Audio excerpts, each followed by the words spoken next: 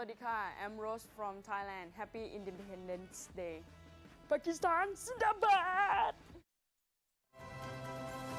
Talking about earlier, do you think that we'll be able to achieve that dream, that great expectation that Pakistanis have from the PTI is the depoliticization of national institutions? Sorry to interrupt you, that PTI has very bad track record to run accountability affairs in Khyber Pakhtunkhwa. If you remember, in 5 years, we don't see any major accountability of any person, no matter it's a political leader accountability like that, is pretty high on their agenda. Very high on their agenda, and the national accountability, which is running at least is the top watchdog of this country after 1999. In 19 long years, it spent millions of dollars to bring back Pakistan money back, or just to lead or plead international cases. It's recovered only $22 billion, which is 2.7 billion rupees. So it's a big question mark and national another big challenge for the government, actually. Yes. Let's get Javeed Saab's opinion. Javeed Saab, in your opinion, the major economic challenges, please feel free to talk about the IMF challenge and also the other sources of money that might be coming in for Pakistan in terms of support to the new government and the new setup. What do you think, sir? I think it will take time to bring back the stolen money, but certainly that process is going to start. The judgment of the court is going to be produced to the British authorities, on the basis of which these luxurious apartments are going to be confiscated, and that would be up to the government of Pakistan on whether to sell it off or put it on rent, because at least you can earn handsome amount through rent also. Then bringing back $200 billion from a Swiss bank is something easier said than done. I think Pakistan had an excellent opportunity to do it back in 2014 when the Swiss government and the Swiss bank had offered them that we are ready to repatriate your money provided you give concessions in taxation to our companies working in Pakistan and some of the other such benefits. There, I think there was a problem with the PMLN. They did not come up with a clean hands. They had something to hide. They actually did not proceed in a manner with which they could have brought back those stolen money. And we know certainly Asif Zardari's money is there. All right, sir, hold that thought because we need to now take a short news break, and when we return, we'll continue with this conversation. I'd like to thank you, Zahid and Masroor Saab. Thank you very much for taking out the time and sharing your views with PTV World. Javeed Saab, I request you to please stay on because we will be continuing our transmission after the news break. So take a short break. We'll be right back, continuing with our conversation and the transmission on this auspicious day when a new assembly has been sworn in.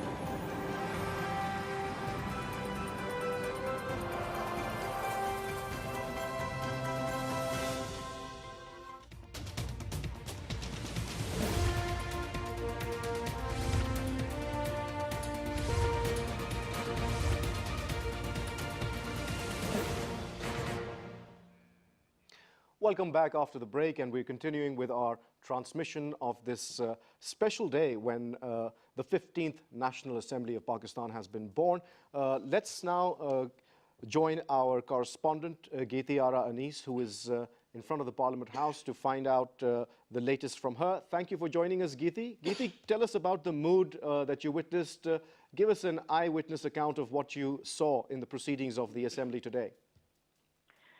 Well, Waqas, as we know that it was a very happening day at the Parliament, and as you just shared with our viewers that it was the 15th National assembly that took oath today. So there were 329 members who were sworn in today, and there were a lot many new faces in the House, and because we know that the majority party that is expected to form government in federation is Pakistan Tehreek-e-Insaf, and it is this party is first time enjoying this much majority and this much number of seats. So their supporters were could be seen in a huge number outside the parliament and inside as well. It usually is a norm that when this oath taking takes place, people come from different parts of country to support their representatives in the House, and it was witnessed today as well.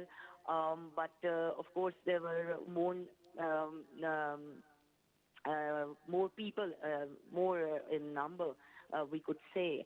And some were actually wearing shirts with the Pakistani flag on, and which was it was an interesting sight, by the way, very colorful in many ways. And there were, as I just shared, that there were a number of people who have not been part of Parliament before, including chairman of People's Party, Bilawal Bhutto, who was also there. And there were other very interesting parliamentarians who have become part of this new setup, including one former Prime Minister of Pakistan, Raja Pervez Ashraf, and the former President of Pakistan, Asif Ali Zardari, who is the co-chairman of PPP as well. On the other hand, PTI was in a very high spirits, as we could say. Their chairman, Imran Khan, kept sitting through the whole process today, and it was a very interesting sight because we know that today was just the oath taking, so we could not hear their speeches, but in days to come, we expect to hear what their future plan is about after winning this election. Yes, Waqas. And tell us about the atmosphere that you witnessed. Tell us about the mood that you saw. Was there any sloganeering taking place in the assembly, as we have seen in the past? What was it all? What was it like? Actually, there was a lot of sloganeering inside the House, which is not actually allowed. So the Speaker of the National Assembly, Sadiq, had to calm people down, and he had to tell that it was not allowed inside the House. But, you know, people were very excited to see their leaders inside the House taking the oath. So when they came up to the rostrum to sign the roll, there were people were cheering them. Of course, they are also parliamentarian. They were cheering their leaders, especially when Imran Khan came to the register to sign.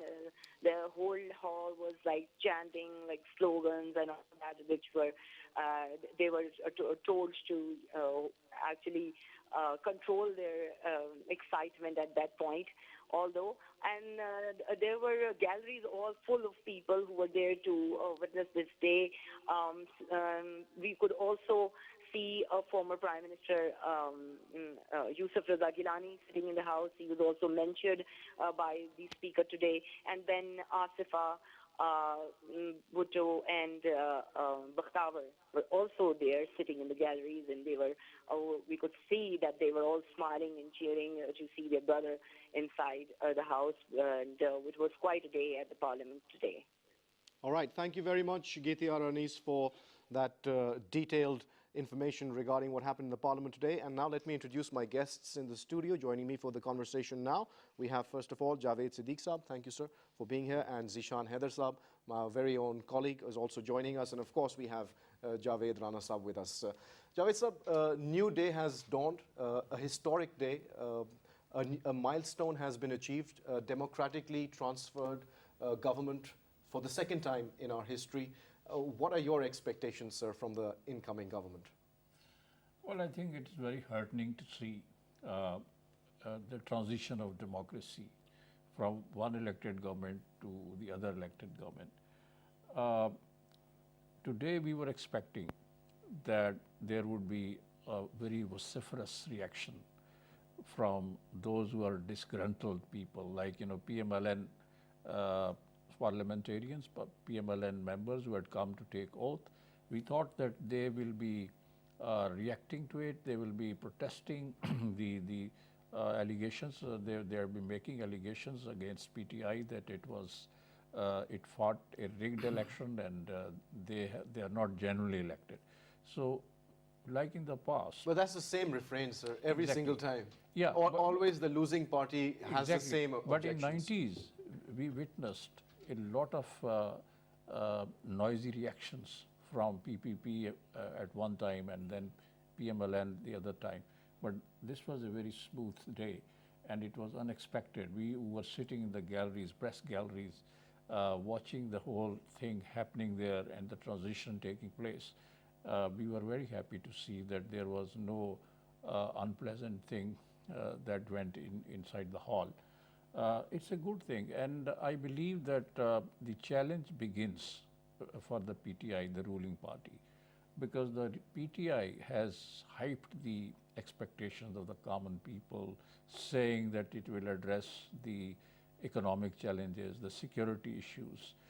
It has also promised to the people of Pakistan that it will try to alleviate the sufferings of the common people, will try to address the poverty issue, will provide jobs to almost 10 million people, and will also provide houses to the people who are homeless in Pakistan.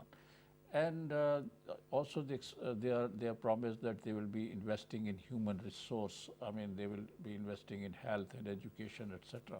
So this is a good agenda, and I think that the people will be watching very carefully how the things unfold in the days to come, how PTI implements these promises which it has made to the people of Pakistan. Right, sir. Also, please.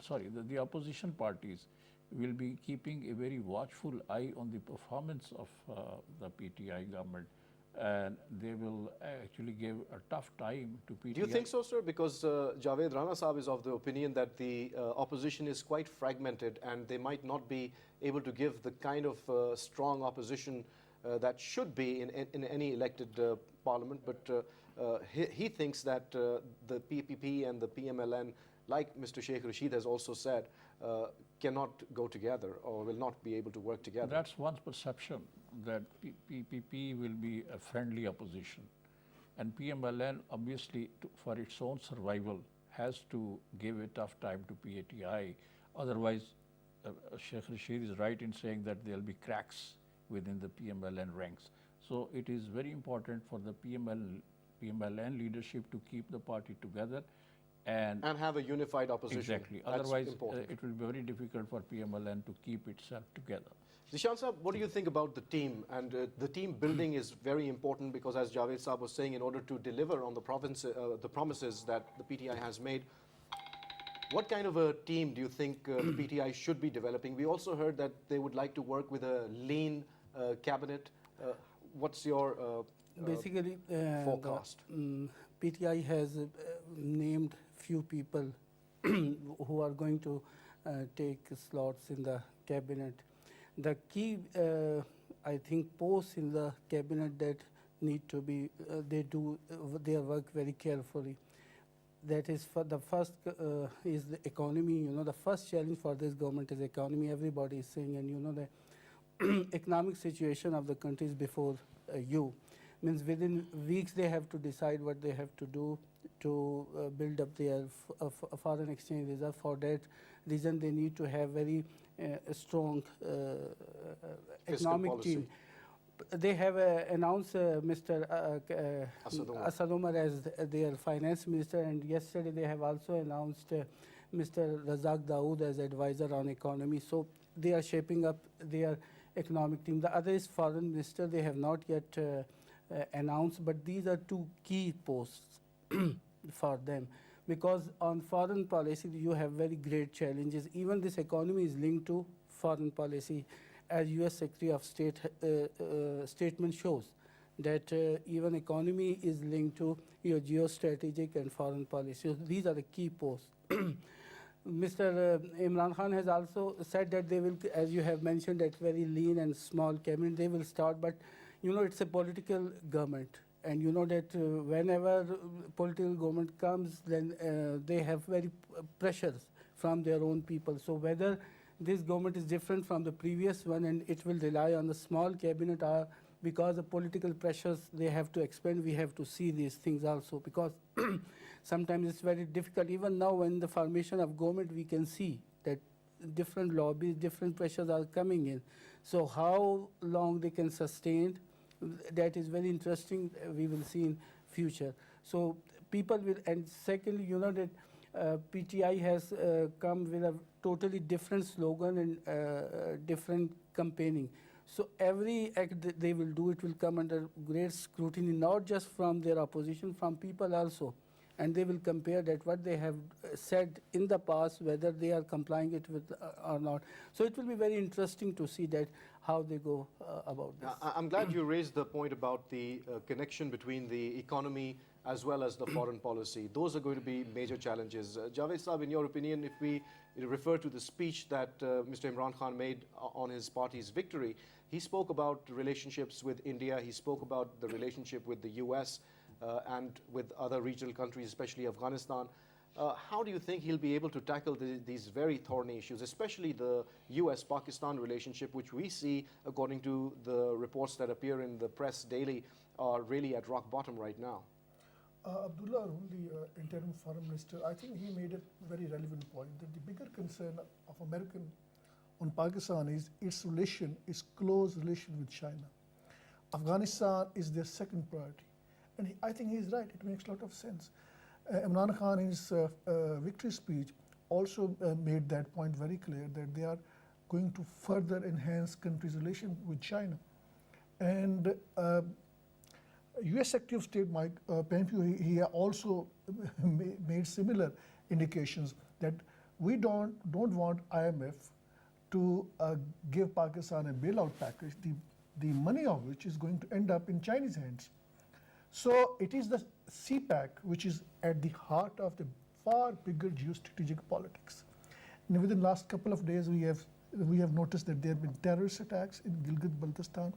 These were not there before. There was a terror attack on Chinese engineers in Dalbuddin in the southwest of Pakistan.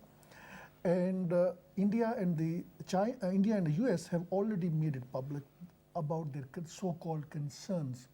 So it is, the economy therefore is obviously very much linked with it. But this is, by the way, is a blessing in disguise for Pakistan. If Pakistan Tehreek-e-Insaf's government approaches IMF for a bailout package, that would be recipe for disaster. They cannot put the economy back on track by depending on to the loans. Now the previous government borrowed $40 billion US, and that is almost 40% of the entire Pakistan's external debt. And first, back in 2007, Pakistan needed $6 billion IMF bailout package. Now we need a $12 billion package. The growth rate that the previous government was so much projecting, it was import-driven growth rate. That means getting more loans from China and other donor agencies, and depending less on the export. And then they had no actually plan. I mean, basically they were under pressure from the PTI, and their strategy was that if we showed to the people that they have done so much development work, nobody is going to get into the economic figures, how economic conditions are so bad in terms of figures. People are not going to look into these things. They would see the road around there is there, hospitals are there, bridges are there, and they can showcase to the people that economy under them has produced results no matter at what cost. Now the cost is going to be now paid by the incoming government of the PTI. In what manner they are going to handle? They will have to navigate their options. All options are with irritants, all options are with negativities, and all options are with the risk factor. The good news is that the Jeddah-based Islamic Bank has offered Pakistan $4 billion. And I think we are going to see sooner or later that the government, as Umar has said it in the press conference which I attended last week, that they are going to float bond in the international markets, and whereby they are going to raise money. But that's what the previous government also did. But I think the advantage to PTI is that they've got huge following among overseas Pakistan, and they have their hope attached with the PTI. So that is the advantage this government would have, unlike the previous government of the PMLN. In a broader picture, I mean, we will have to see the direction which PTI government is going to set for the next 100 days. If they approaches IMF, which I hope they would not, that means we should not expect that they would be able to deliver on economy. If they go for other options, there is a possibility. Now they talk about human development, lot of human development, and that is also a very important component of economy. That means the investment on the people of Pakistan. On the people of Pakistan. That Very means the investment on the hospital, not in terms of Education. expanding them, and the education, the Most core part of the human development. Let's see how they are going to proceed, but one hope that at least they would be able to deliver something. But if that happens at the expense of more borrowing, that is not going to work out. But I think we should also be very much cautious about Chinese loan, Chinese investment. At the end of the day, we'll have to pay it back. If they are investing on Pakistan, this money is coming with interest rate. We'll have to pay that. And I think the good thing is that PTI, for the minister in waiting, the finance minister, is saying that we are going to make public the contract that Pakistan had with the Chinese. There should be transparency. People of Pakistan have the right to Transparency and accountability. Accountability. Are again two slogans And that the PTI I has think been that working on. is a Let's bring very this question to Javeed Saab. Javeed Saab, do you think we'll be able to see some real change, a positive change when it comes to accountability and transparency under the PTI government? Well, we expect so, because PTI is the party which actually raised this slogan of fighting Corruption. against corruption. Absolutely. And it was the PTI which actually took the case, the scandal of Panama, to the Supreme Court and finally got a verdict against the former Prime Minister and his daughter and son-in-law, who are now in jail. And then they vowed that they will fight corruption tooth and nail, and let's see how they do it. And I think it is very important. One of the components, fundamental components of economy is to produce more and to cut the expenses. As he has said that he is going to live in a smaller place. He will not go to the Prime Minister's house, which is so big a place to live. And the expenses of the Prime Minister's house are very exorbitant. And he has decided to go to probably a minister's enclave or an annexee in the Punjab house. That's a good move on his part. But he needs to cut other expenses as well. You know, the sumptuous dinners and the lunches which are served in the government offices and in the receptions, etc. That's one thing. Cutting cost of government expenses, you know, if you cut them down, you will save a lot of money. Foreign junkets and tours and visits are also very exorbitant, very expensive, so you need to cut the expenses there. Plus, if you are able to stop the outflow of money from Pakistan, the illegal outflow of money, the siphoning out of Pakistani rupee money into the foreign banks and foreign coffers, that needs to be stopped. And these are the sources from where you can raise money. And if you reorganize and reform the Federal Board of Revenue, the tax collecting machinery, you can also raise a lot of money through that action. And you can also widen the tax base, which is being advised to us not only by IMF, but all the other independent economists, that Pakistan needs to expand its tax base. So these are also the basic measures which need to be taken by the PTI government, not just borrowing. Fiscal reform is Yeah, very, fiscal very reform, important, sir. not just borrowing. Depending on borrowing from IMF or from China or from other sources, or as Mr. Rana has mentioned, the $4 billion of the Islamic Development Bank that we are expecting. And also they are saying that they will be using the potential of the overseas Pakistanis who they think has a soft corner for the PTI, and probably they will be able to raise money. But some of the experts believe that they will not be able to raise more than $1 billion. So Pakistan needs a lot of money. Pakistan is a nuclear power, and unfortunately the other arm, the economic arm of this nuclear power, is very weak. We need to strengthen that arm, and for that they need to take a host of measures. Absolutely, sir. And depending on borrowing from IMF, from World Bank, Asian Development Bank, etc., that will not solve the problem.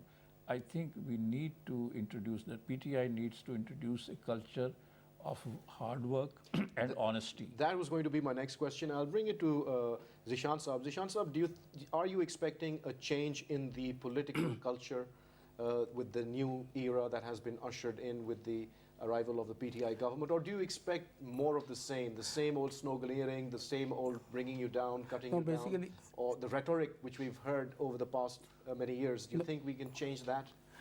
Basically, expectations of the people is for the change, and they have voted for this, and the people will be scrutinizing it very closely, that how much change they bring about. And Ms. Imran Khan has also mentioned that, and the time will tell, because political space, what opposition does, whether we have political stability. Means today was very good, but it ran very smoothly, the session, and we hope that if this kind of situation continues, then we can expect that it gives some space to the government to introduce these reforms. But we have to see that how the political developments take place in the country. Means opposition is saying rigging, they have not yet done anything that damages a government or system. So if they continue like this and they remain within the parliament, then hopefully things will get, and the onus is on the government that as it reached out to opposition now, it should continue that working relationship with the opposition, so that there is political stability in the country. And the mistakes which they have committed past, they should not repeat. Then we can expect that government will have time to introduce these reforms. And just one thing about economy I want to add. Right now we need money. Reforms will come later. It should be backed up with reforms. So how we will get this 12 billion, as Mr. Asad Omar has said, that 12 billion we need. Means if we say that 4 billion are coming from Islamic Development Bank, 1 or 2 billion from this bonds and sukuk and everything, where from China we get has also, by the way, sir, given today, us a guarantee. But there is no yet figure. Today I have. The figure is roughly around 4 to 5 billion. You know, if it is there, then it will give a breathing space to government to introduce these reforms, and then they should not waste time. They should introduce this. That is essential. That they need to raise their exports to earn money. So that is the that is a big space. issue in terms of the economic reforms we're talking about, because But Pakistan Chinese is money we are completely also going depending. to return. Yeah. The Yes, sir. Chinese money we have to return with interest, by the way. And this 4 billion Islamic, it is also coming for to pay for your oil, you know. So it is not that you will keep in your foreign reserves and it will build up your reserves. So we have very, limited options, and very we have to be very careful, and they have to be very careful about what they have to do. The options are very limited and time is very short for them. And Zeeshan Saab, one of the most important things is the security environment, because the economy is also closely dependent on the security environment of the entire country. And as you have also mentioned, there has been a resurgence of terrorism in Pakistan recently. There was an attack in Gilgit-Baltistan, as Javeed Saab was also mentioning, and in other places as well. Now, that is going to be a major challenge for the PTI government. Do you think that they will be able to deal with this particular aspect? Means it's too early. All of these raise concerns. These attacks which have taken place recently, they raise concerns about security, because we recently have over the last 2 years, this Zarb Azman, we have cleared all our tribal areas and other areas. Karachi has been stabilized to a very large extent. So it's too early to say that the situation will get out of hand, but we need to because be very watchful. we had a national action plan, Yeah. and that is above any political consideration. That is a plan which was for the benefit of the entire country, and all the political parties have ownership of the national action plan. Do you think that the national action plan will be on a high priority with the PTI government? I think it should be. But if you look at over the situation over the last few months or year, it was not implemented, in letter and spirit that was needed. And you have seen even in elections what happened, when these extremist groups, they were very active. So this, if we want to improve security situation, we need to have this national action plan implemented very strictly throughout the country, and there should be no appeasement to the extremist groups, and zero tolerance is a must if we want to improve the security situation of the country and to improve the economic situation of the country. So it is a big test for PTI government. Javed Saab, what's your opinion? Will we be able to see some concrete development on the national action plan? Because mostly people view it as a statement of intent rather than a real plan. So what are your expectations? I think National Action Plan was comprehensively reversed when the outgoing government, PMLN, they had a formal agreement with the Tariq-e-Labbaik.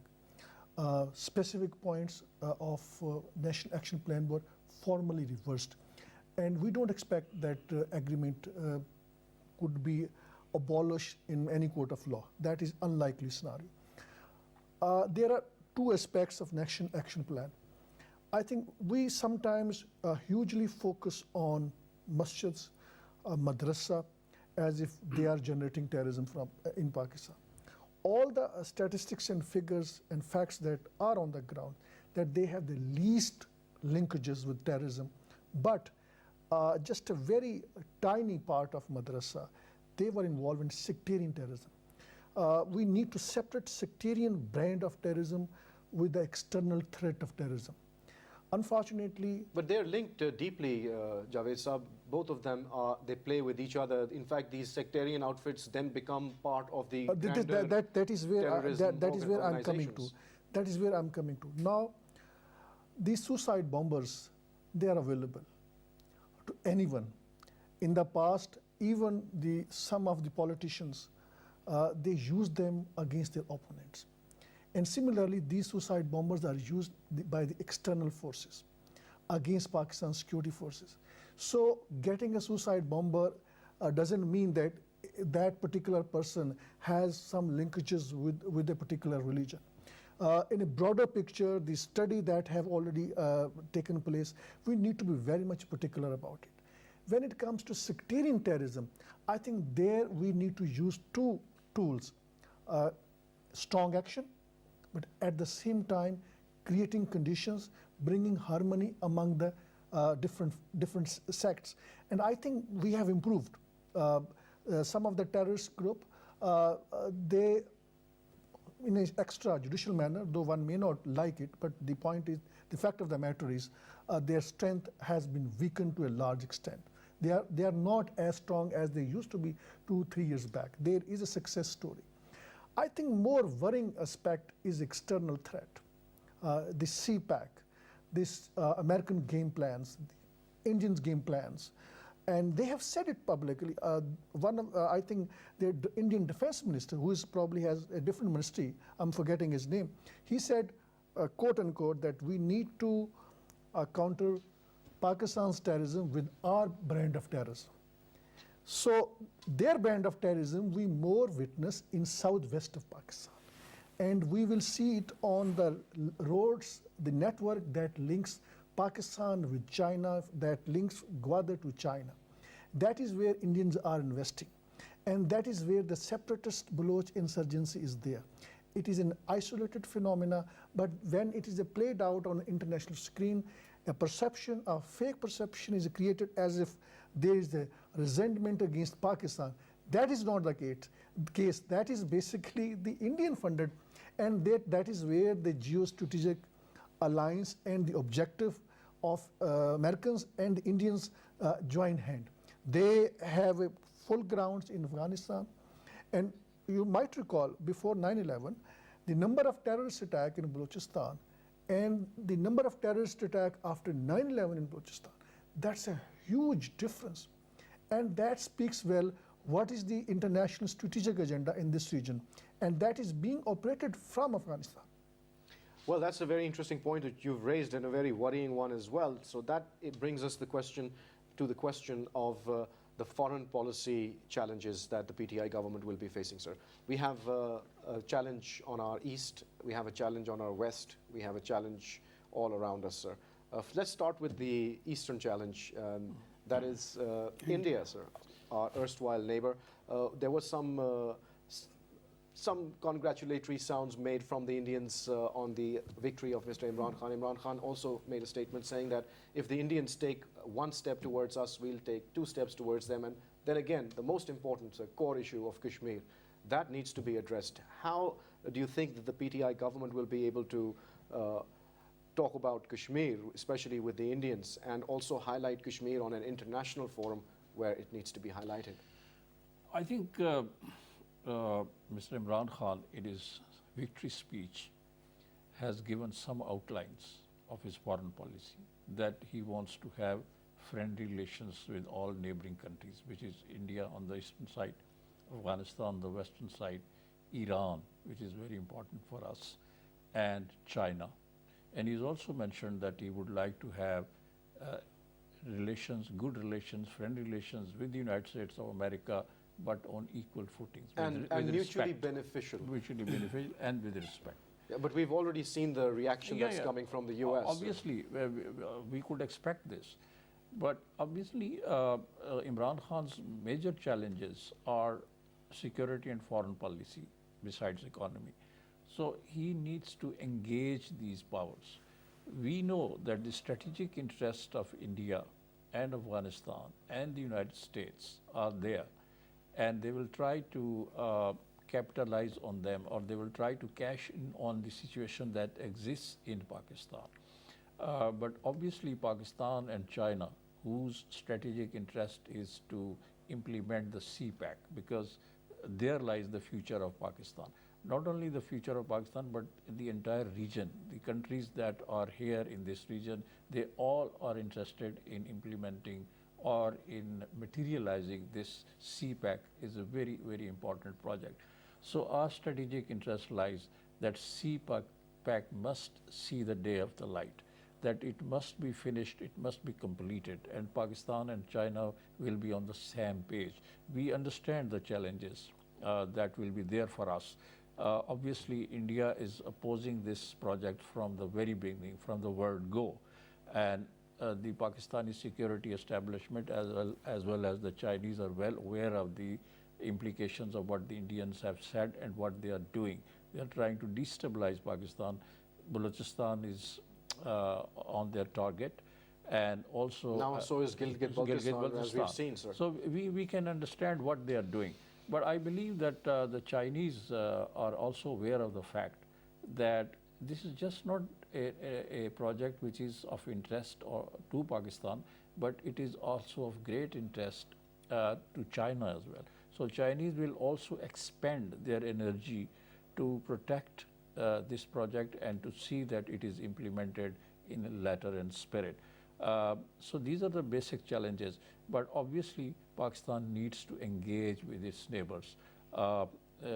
Yes, there was a congratulatory message from Narendra Modi, the Prime Minister of Pakistan, and the Indian High Commissioner and his deputy. They also called on Imran Khan at Bani Gala, and they they actually conveyed the message of the Prime Minister to Mr. Imran Khan that we want better relationship with Pakistan. So let's see how the things play out in future. But I believe that it is also in Pakistan's interest that we need to engage with our neighbors, India and Afghanistan. We know that their real intent is to destabilize Pakistan, is to weaken Pakistan economically. The issue of Kashmir Imran Khan mentioned it in his victory speech. This is very, very important. And the internal situation that is taking place, the internal changes that are taking place in Indian-held Kashmir, the Indians are thinking to do away with Article 370, which is to abolish the special status of Indian-held Kashmir, and also 35A, Article 35A, which entitles the outsiders to have property and own property in Indian-held Kashmir. These are the two basic clauses which are being hit by the Indian establishment, or the Narendra Modi government is trying to do away with these two very, very important articles, the legal pieces. So I think Pakistan is well aware of that, and it has serious implications. The Chinese, Kashmiri leadership is also very well aware of it. The former Chief Minister of Indian-held Kashmir, Mehbooba Mufti, came out with a statement that if you are trying to play with this Article 35A or tamper with it, there will be ramifications, implications throughout India. And it is not going to be an easy thing for the Indians to do it. Again, Article 370, which is now being heard in the Supreme Court of India, is very, very controversial, will have serious implications. And on the other hand, we are watching and witnessing the strengthening of the movement in Indian-held Kashmir by the young Kashmiris. Every day we see thousands of people who come out on the road and protest the Indian government policies, although on daily basis the young Indian Kashmiris are being martyred by the Indian forces, and they are using brutal tactics to suppress this movement. But I think this movement is rising by the day, and it will not be easy for India to suppress this movement. And the world is also watching, although the United States is not interested in it, but China and other European Union has come out with a statement, by the way, and they've condemned the Indian repression. The United Nations has also come out with a report, Yes, sir. and they have taken note of the fact that the Indian forces are unleashing brutalities on innocent Kashmiris. So it's being watched by the entire world, and India will not be able to suppress this current Kashmiri uprising. And I think it is not going to be an easy thing for India to do. Another thing that came out from the victory speech of Mr. Imran Khan is one of the perceptions that he's long held, and that is that there is no military solution to the Afghan conflict. And now in American circles, this thought is now gaining traction, and that we're talking about a political solution to the Afghan issue. That was something that Mr. Imran Khan also welcomed. And do you think that the Americans will be able to see some eye to eye when it comes to dealing with the Afghan problem? Because we are the ones that are affected directly as a result of the Afghan conflict. What's your opinion, Zeeshan Saab? Some people even say that the recent pressure that is coming from US and Pakistan about IMF and everything, that is because of Afghanistan, because they want some concession and they want Pakistan to use its influence over Taliban, although it is a bit exaggerated a lot. But some people say that it is because of that reason that Americans want Pakistan's help to resolve that issue. And they are going to talk to Taliban, and this is what Imran Khan has been saying all along. So, but how come it comes about means they have to open, because Imran Khan never had any interaction with Americans in that sense, in lobbying and all this, but he has to do it right now and very actively, and they should engage and find that what can they do, Pakistan can do, and what Americans can do. So that is one of the reasons that Americans are putting this pressure on Pakistan. But it's a, they have not, it's 18 years and Americans have not done anything on political front. Everything was done on military front, but they have been saying it all along, but there has been no progress. So, but now Taliban are even willing to start, and that is the Daesh, emergence of Daesh in Afghanistan is one of the reasons that there are concerns all over. And Daesh is also a concern and a threat to Pakistan's security.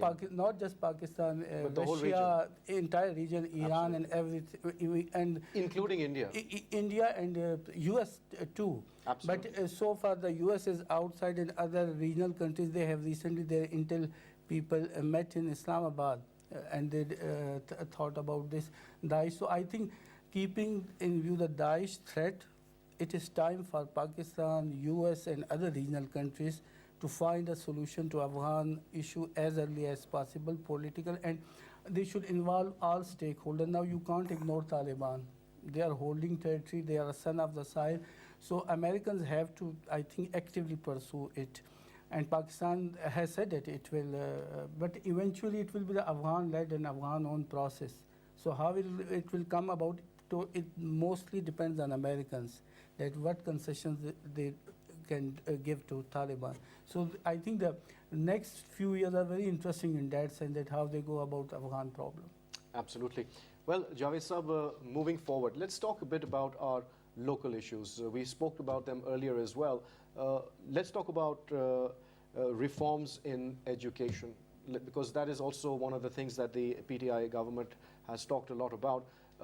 It is part of our constitution that every child needs to be given primary education up till the class 12, free of cost. That is part of our constitution, which is not implemented. How do you think the PTI government will be able to tackle this very, very important issue, which is connected to everything else in terms of running a government and improving the Human Development Index, as you were talking about earlier as well, human development? How can it be done without education? And will they be able to achieve this very, very important target? Imran Khan has been saying since long that there has to be uniform education system in Pakistan. When we talk of uniform education system, there's a private system, there's a public education, there's a huge gap. That means a special class who are able to speak English, and they speak English maybe like the native speakers. They have the ability to penetrate in executive positions, not only in the government circles, but also in the private sector. They don't understand what is happening with the majority of the people of Pakistan, because for them there is a system which is a public education, which is government owned, and there we don't have good teachers. There we have infrastructure, but there we don't have an administration. There we have kind of the teachers who prefer to take their salaries at the end of the month, and there are ghost teachers, and there are also ghost schools. So it's a huge, huge challenge. So PTI has an opportunity to do that, at least in Punjab, because unfortunately it is the 18th Amendment which is the hurdle to do it across Pakistan, because I think that was the mistake. They should not have decentralized education system whereby every province can have its own syllabus. The broad contours of the syllabus, and that has to be policy, because now what has been happening, each chief minister, I'm talking about the previous chief ministers in Punjab, they're coming up with the preface of the chief minister, the message of the chief minister on the textbook. These are the issues. These are the changes in culture now. The cultures, the political culture. And then the NGOs have been influencing our education system. So we'll leave it at that. We'll let the new PTI government deal with all these issues. Well, thank you very much for taking out the time and sharing your views with PTV World, sir. Thank you once again. Thank you. Well, you heard the conversation, and as always, we like to say that please draw your own conclusions from what you've heard, and we wish all the best to the new government, and we hope that they do build the Naya Pakistan that they promised us. With that hope and on that note, it's goodbye.